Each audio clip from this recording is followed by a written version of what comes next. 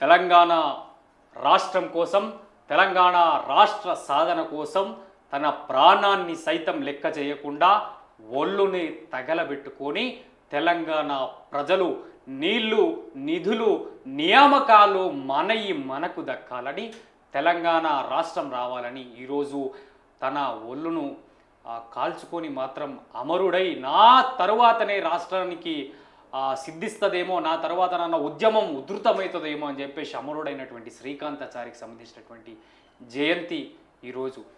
ఆయనకు మా ప్రజా వాయిస్ టీం తరపున, ఛానల్ తరపున జన్మదిన శుభాకాంక్షలు తెలియజేస్తూ ఆయనకు ఘన నివాళులు అర్పిస్తూ,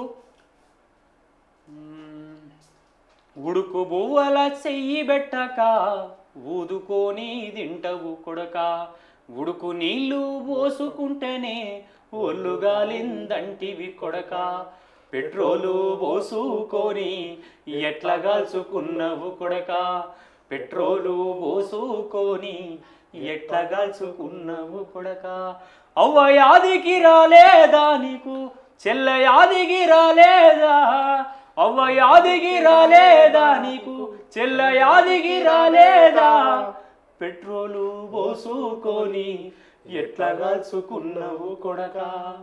ఆయన పెట్రోలు ఓడ్చుకొని ఒళ్ళు కాలిపోయి, ఒళ్ళు చర్మం మొత్తం కాలిపోయి, చర్మాన్ని నుంచి రక్తం గారుతూ ఉంది, మాంసం మొత్తం కమిలిపోయి, చర్మం మొత్తం తెల్లగా అయిపోయి అంబులెన్స్లో నుంచి ఆయన అందిస్తూ ఉంటే కూడా తన రాష్ట్ర సాధన అవుతుందేమో అని చెప్పేసి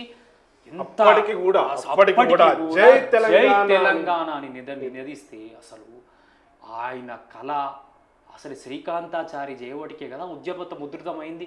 మలిదశ ఉద్యమంలో తన కీలక పాత్ర వల్లనే ఉద్యమం ఉవ్వెత్తున లేచింది. దానికి 100% ఎవరెన్ని చెప్పినా మలిదశ ఉద్యమంలో శ్రీకాంతాచారి మరణం తర్వాతే తెలంగాణ రాష్ట్ర ఆవిర్భావానికి పునాది పడింది. సో ఈరోజు శ్రీకాంతాచారి జయంతి సందర్భంగా ప్రజా వాయిస్ తరపు నుండి, ముఖ్యంగా తెలంగాణ రాష్ట్ర ప్రజలందరి నుండి కూడా శ్రీకాంతాచారి గారికి నమస్సుమాంజలి, జన్మదిన వేడుకలు ఇవాళ.